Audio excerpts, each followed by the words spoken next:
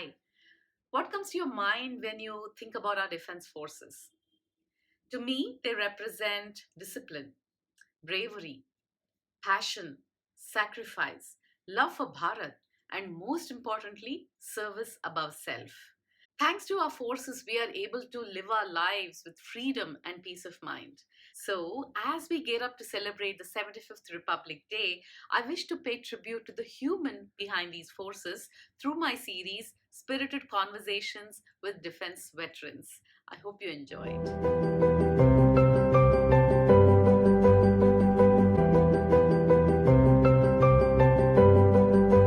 My guest today is a retired group captain from Indian Air Force with 23 years of service as a pilot and more than 5,500 hours of flying experience. He has flown to all parts of India, including Siachen and Kargil. He is a recipient of Gallantry Award received from the President of India for a life-saving mission in Jammu and Kashmir. He represented India on two diplomatic missions in Namibia and Indonesia. After retirement, he engages with corporates in behavior training from his base in Pune and is an active coach. He has a special passion for oratory skills, which brought him onto the TEDx stage as well. He has authored an anthology on facilitation and loves interacting with people. He also has a YouTube channel called Crew Room Conversations, where he interacts with some of the best air warriors of our Indian Air Force. Presenting Group Captain Nitin Welde. Thank you. Thank you so much for inviting me, Aparna. It's absolute privilege and pleasure to be here. Thank you, Nitin ji, for your time. We all know that defense teaches us many things, right? What was your biggest learning? So, it's a very important question and quite a broad one, but I'm going to try and concise it into the biggest learning if somebody has to say. I always, when I served in the Indian Air Force for 23 years, what I realized, I've been saying this on many, many occasions, I think the structure to the organization is something that I pick up from the defense. The systems, the way everything interacts with each other, and I'll tell you why I'm saying that. In many organizations, there is a leadership, then there are one rung lower than the leadership, and further down. In the defense, also it happens the same, but because of our tenures, which are very limited in nature, 2 years, 3 years, the people keep changing, but the systems remain intact. And the beauty of all this remains that the new generation slowly and steadily, without realizing, gets groomed into leadership roles. They fade away, they become leaders, then they fade away into retirement. And this whole, I would say, the wheel of generations, wheel of leadership continues, which in my mind is one of the biggest things that I observed while I was in service. And what I realized that even to a smallest department, subunit, when I was commanding a unit, I used to always tell my youngsters that you pick up a phone, you are on duty, take the best possible decisions based on your experience. If you need, go up one ladder up and ask for clarifications, because the people who are your leaders, they will be the first ones to be launched in war. And the way the whole thing is there, you may not have them back the next day. That's the nature of the job that we do. So don't over rely on the personality rather than over rely on the structure or rely on the processes, so that if people also change, if their preferences change, at least the example the sangathan chalta rahega. It will never stop. And I think that's essentially something that I have learned, the very important lesson. Apart from this, there are many more, but yeah, to start our conversation, suffice to say, this is a very important one. That's the succession, right? Create a succession plan for yourself. Create succession, create leadership, timelines, create processes, so that if it is A or B who undertakes a mission, it will almost be done with 99% standardized similar format. Because we keep changing positions, we keep changing situations, and still the defense as such runs in the same manner, and that's the beauty of the organization. Right. I know there are a lot of valor stories, a lot of bravery stories. The moment you are in defense means you are brave. There's no question about that. You got a Gallantry Award, right? That was a life-saving mission in Jammu and Kashmir. So how did you encounter fear and how did you conquer it? Do you even have it with your everybody has it. So I will give you two episodes of my life, which I will say very clearly. Many years back, and I'm going to narrate the slightly lower one first. Many years back, in 1997, I did something called as a parachuting exercise at Para Training School of the Indian Air Force. And at this particular place, I did 4 jumps by day and 1 jump by night with the help of a parachute from a height of about 1,000 feet plus at a speed of about 250 kilometers per hour. And when you are taken up for this particular course, it's a voluntary course. Many are pilots for various reasons of injuries and other things are a little bit hesitant to do this course, but I was always excited to jump from an aeroplane with the help of parachute. When I did the course, one day before your actual jump, they take you into the aeroplane, the AN-32, and just make you stand on the ramp. When I say the ramp, what I mean is the place where you're going to jump from. They open the aeroplane, the ramp, and they make you stand there. So बहुत सालों बाद वो Mountain Dew की add आई कि डर सबको लगता है लेकिन डर के आगे जीत है. Correct, correct. That's true. But the fact remains, Aparna, that डर सबको लगता है, Hmm. and it is just the environment, the excitement, the cheerleaders, the systems which encourage you. So the second thing I wanted to bring to your notice is that when a pilot starts to learn flying, I mean, if we were meant to fly, we would have had wings, right? So Obviously. as it is something that is different when you leave Mother Earth. It's very exciting when you fly.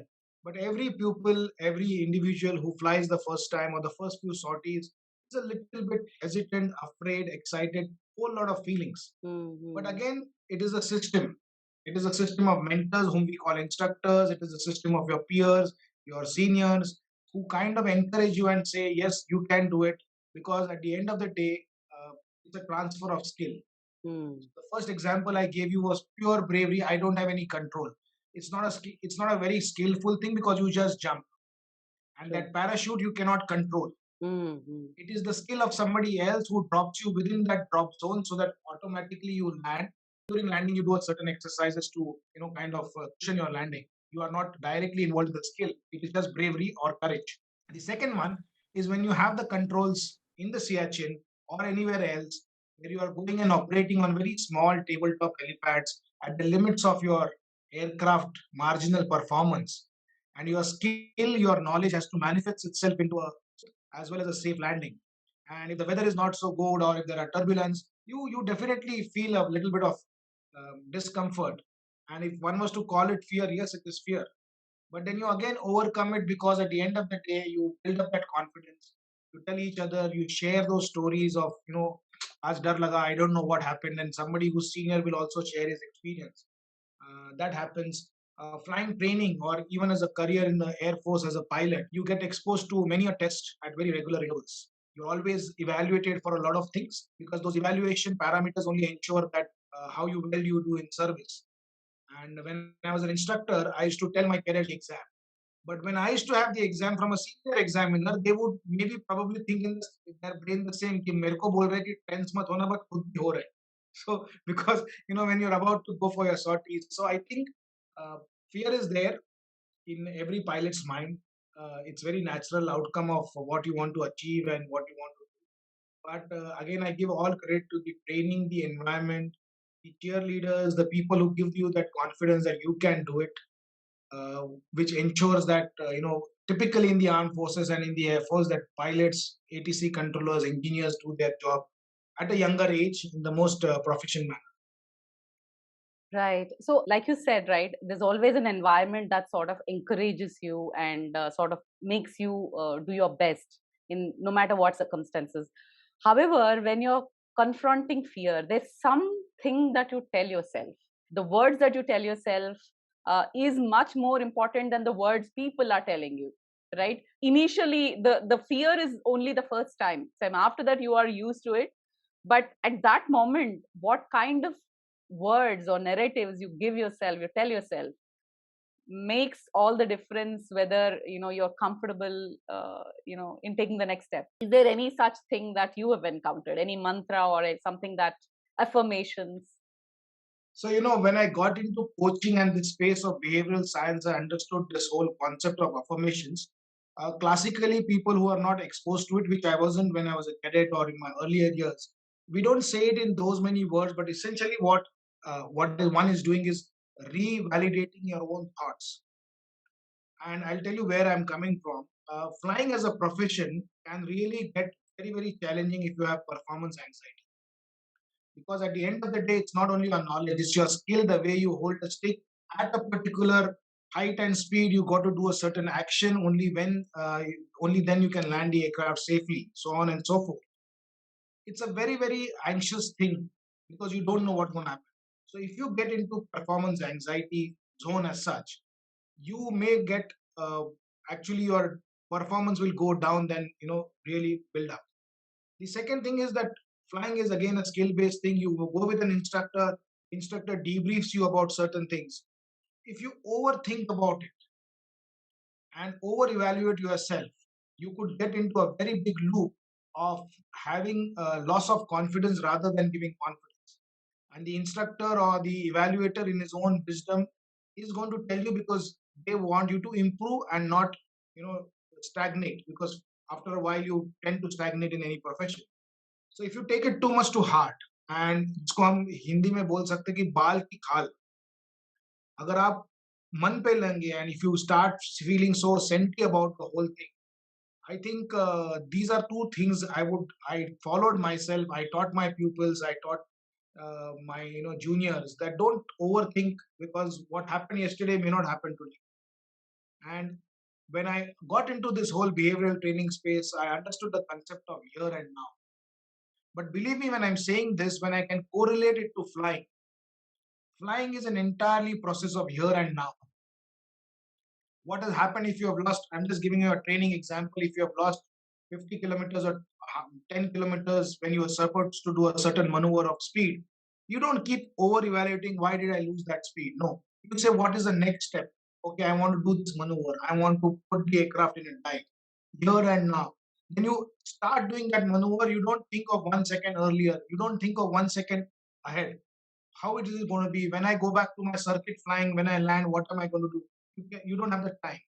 So when I can relate this to saying you just do as per the process, the procedure, your experience, your skill, and just at every instant see how the environment is reacting, and then make necessary adjustments.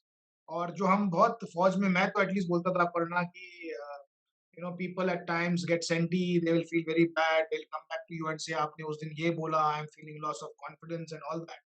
So I would say रात गई बात गई. So every day is a new day, every mission is a new mission, and we got to learn the lessons from yesterday, but not do overthinking one part, over talking.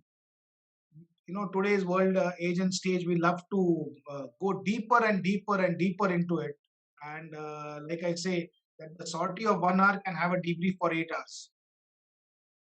So the decision making, we need to actually encourage people to say it's okay, it's fine, let's move ahead, and not over talk about it. So yeah, these are the two things. Right. So it's also mindfulness, right? Here and now is all about Yes. mindfulness, and I think that is the need of the hour. We have a lot of leaders, at least in my discussion, you sort of drift away and miss out on most important things. And in defense, you can't afford it. Yeah. What You if, can't. see, what if this happens in today's age and stage? A lot of leaders, and when I do corporate training or when I'm as a coach, I've realized a lot of people overthink and say, what if this goes wrong? Right. Now, you asked me a question about, 2, 3 questions back about my rescue mission. At every instant, me and my crew took certain decisions which we thought were to the best of our abilities in order to recover the situation. In hindsight, were they the best decisions? One could have a debate. Did it save the life of that individual? Yes. Were there risk involved in a whole lot of things? Yes. So could we have planned this mission, but we have only certain time? So I always keep saying this quote of mine, which I love, is every leader or every person who wants to actually do something, करके देखते हैं, देख के करते हैं. Right. Because otherwise you will never tread on those unknown territories. करके देखते हैं क्या होगा, और जब कर रहे हो तो देख के करो. That means be, जैसे फौज में बोलते हैं, सोच के साथ होश भी होना चाहिए.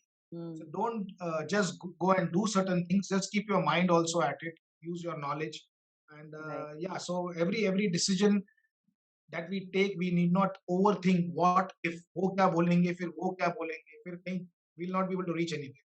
Right.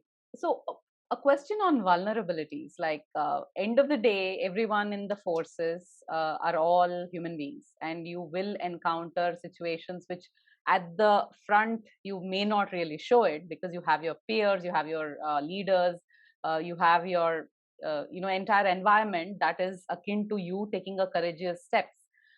However, back home, once you're in your barracks, that's what it's called, right? Once you come back to your barracks, there is a sense of vulnerability that a human being will always have.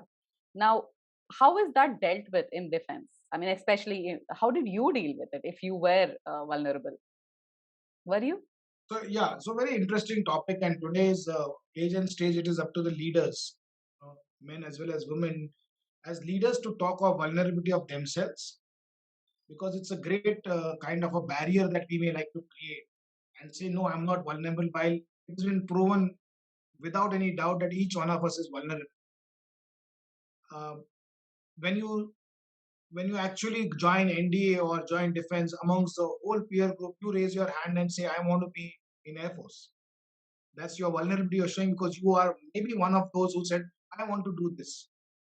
As you join the armed forces, you decide on your substream and you say, I want to join fighters or helicopters, I want to go to CHN, I want to become an instructor. So please evaluate me and tell me if I can become one. Then I get and do undergo a course. I'm again vulnerable because I could not pass that particular course. Then I want to do well in service. So I write an exam called a staff college or something like that to do professionally better in my service. Again, I'm exposing my vulnerability because I'm telling the world I want to do well. Essentially, I may not do well because of the competition and other factors.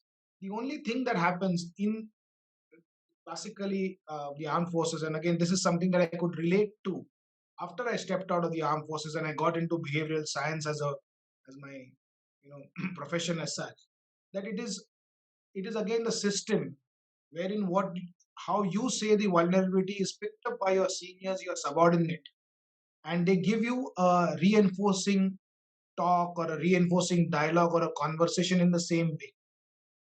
So unlike what one would expect, that okay, we sit across and have a coffee conversation and say, look, I'm very vulnerable today. I feel that my career is not going the correct way, or I feel that this decision of mine is wrong. Rather than having those in inverted commas coaching conversations, you have it on the move.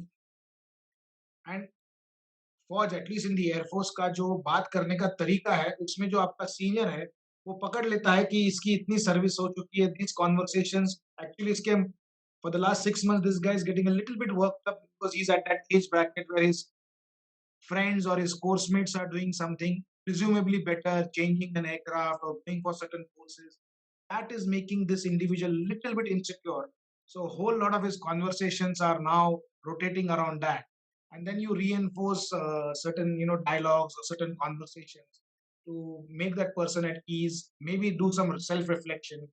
So it's I will use the word, it's in a different context, in a different manner, but everybody is vulnerable. And many a times, I'm sure it happens in non-Fauji atmosphere also. It's difficult for a Fauji to come and expose his vulnerabilities at home. Agreed, agreed. And there are reasons, because finally, unlike other professions, here is a profession which is actually quite risky by its own nature.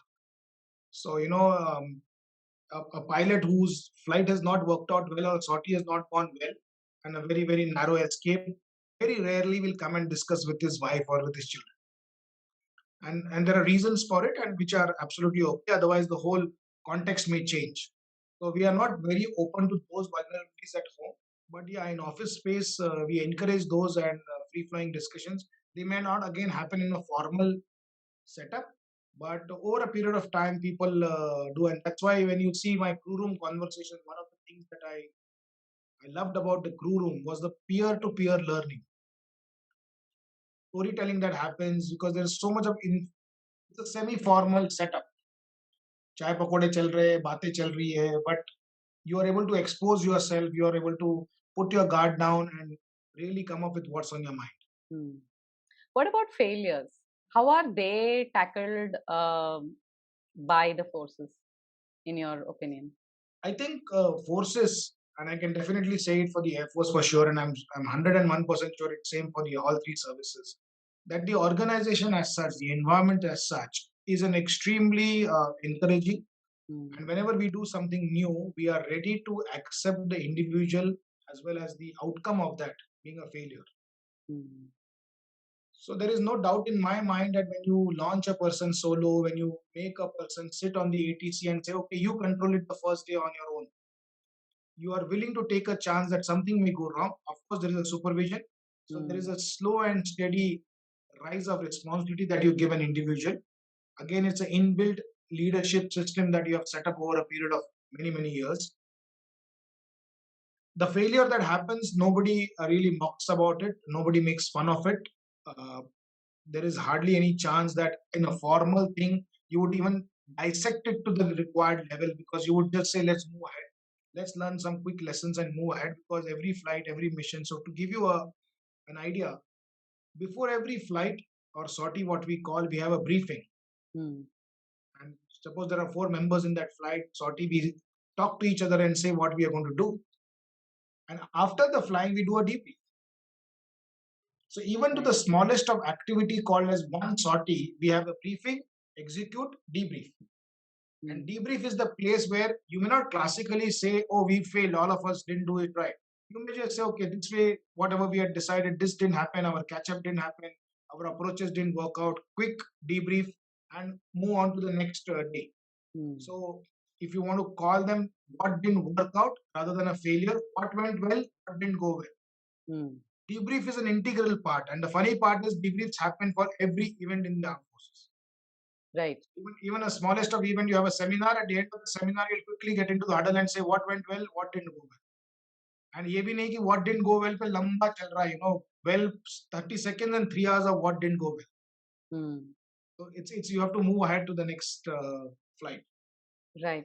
But my question was from a different standpoint, Nitin. I was looking at the point where, in defense, you do have loss of lives. And we've just seen President give away those awards right now. And you have the images of the, women coming forward to take those awards on their, spouse or son's behalf.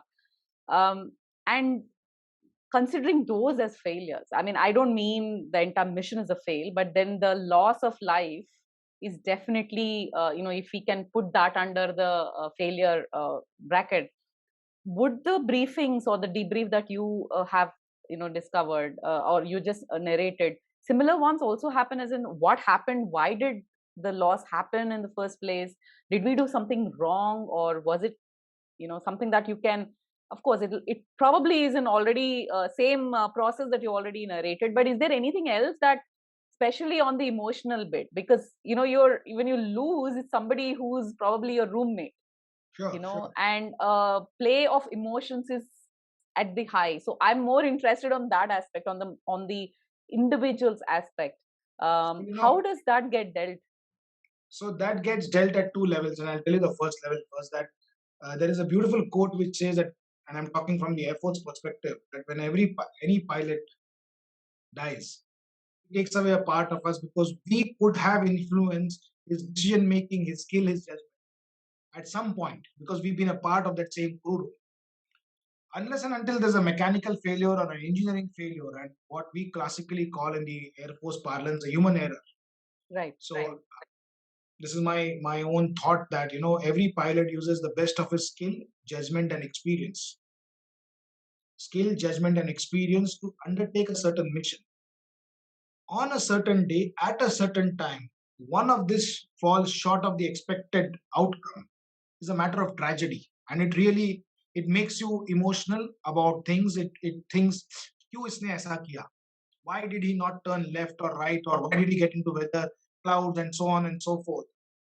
So that makes you really, puts a lot of pressure on you emotionally, especially if you are in a leadership position, where I would say, when I say leadership, the first 2 3 guys in the unit, the commanding officer, 1 or 2 below them, who kind of set up systems and processes, and then you partly think that, oh, I wish I could have done this in a better manner so that the system was set. So that takes a toll.